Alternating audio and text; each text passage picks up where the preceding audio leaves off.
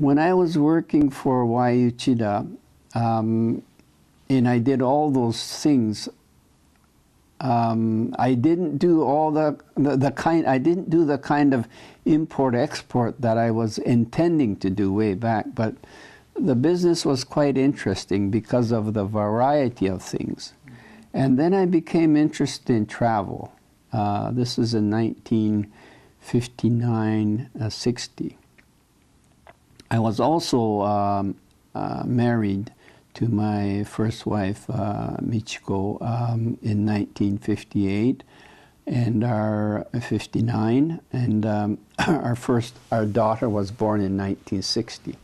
That's the same year as the present emperor and Empress Michiko were married. So I'm the same age as the emperor, and my first wife was the same age as Shoda Michiko, and so there's a bit of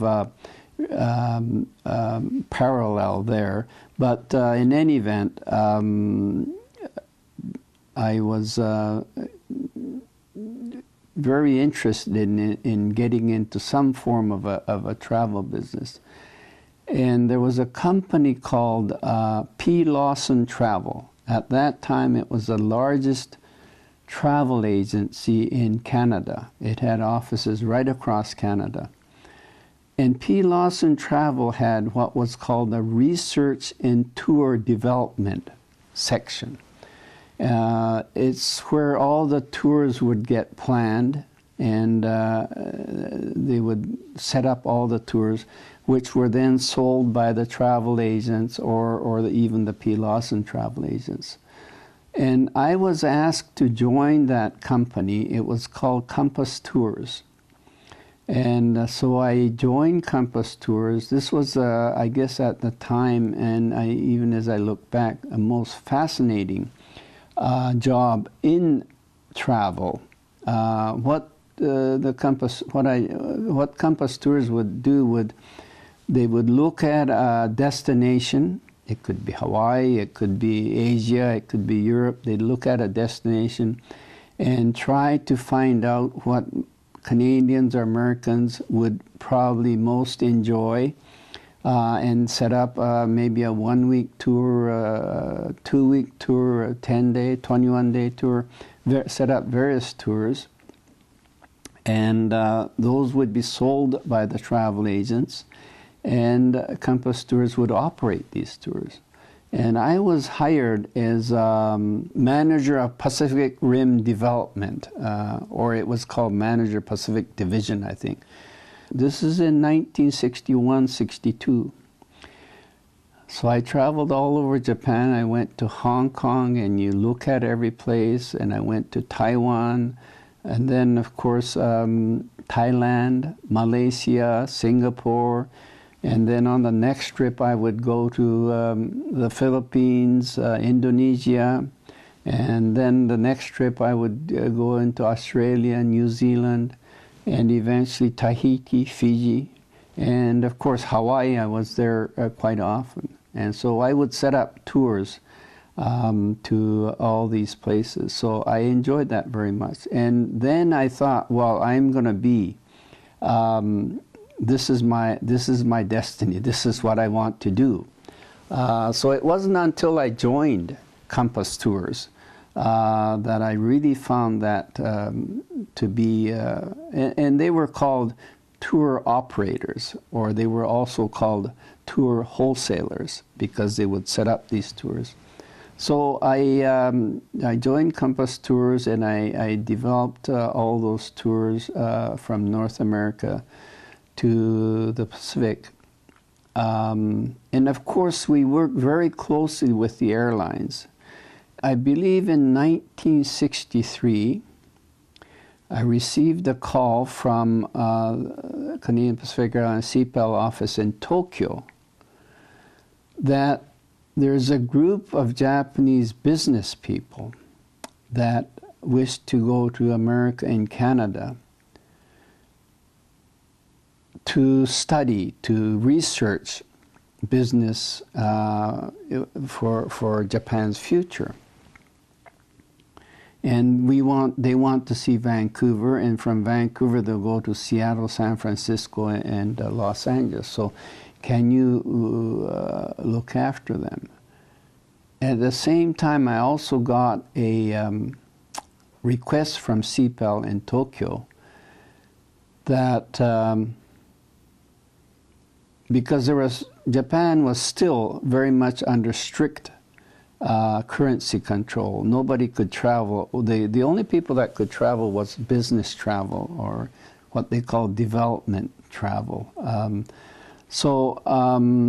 There was another request from CPEL in Tokyo saying, we have put together a group of travel agents, and there weren't that many travel agents, 8 or 10 people selected from the travel business in Japan industry.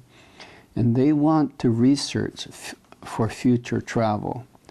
So in October 1963 was the first time a Japanese travel agents came to look at Vancouver. Not Eastern Canada, that was too far. But it was, so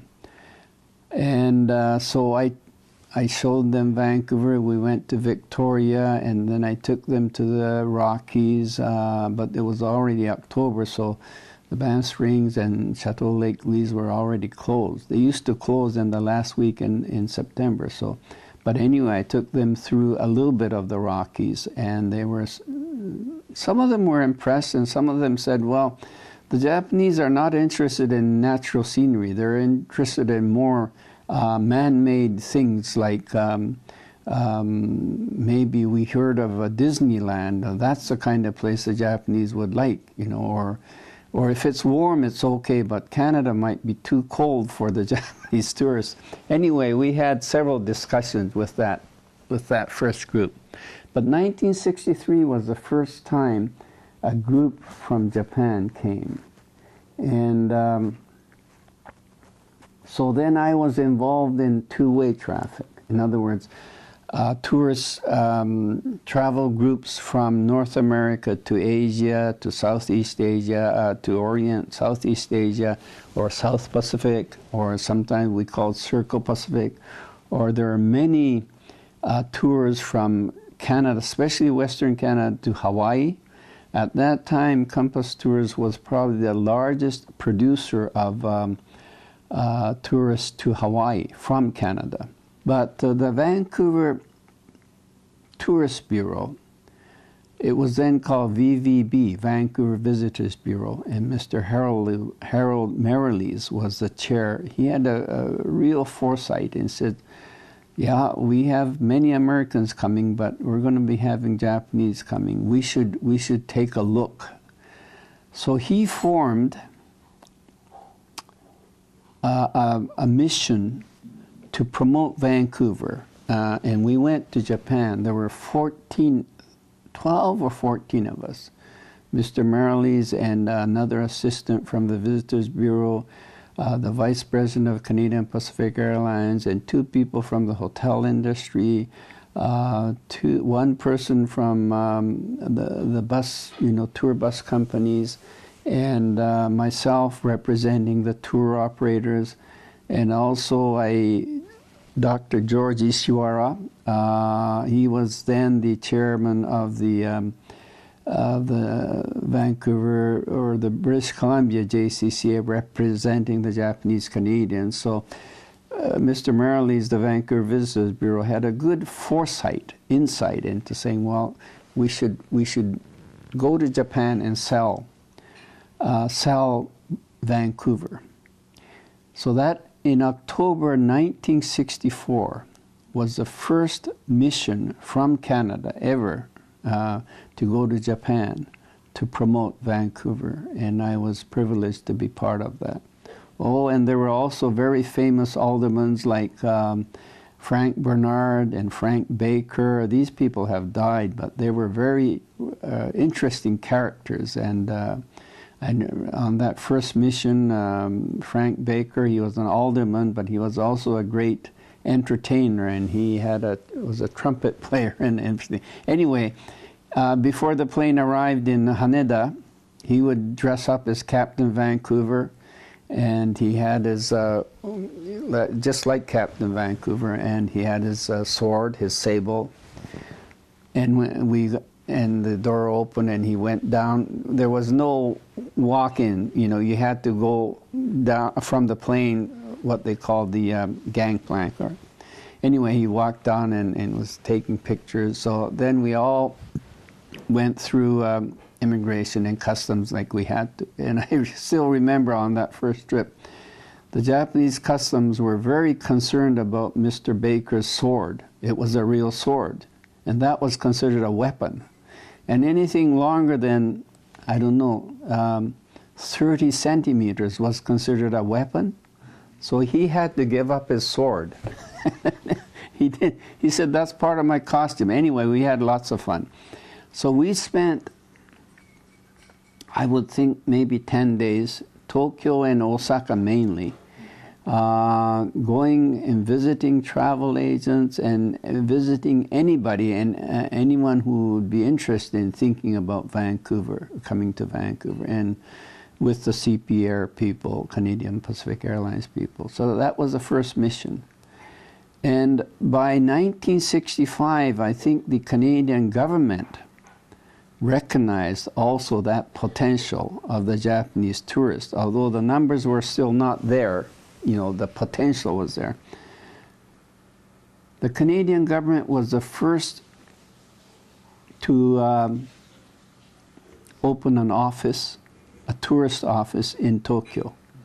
In 1965, they opened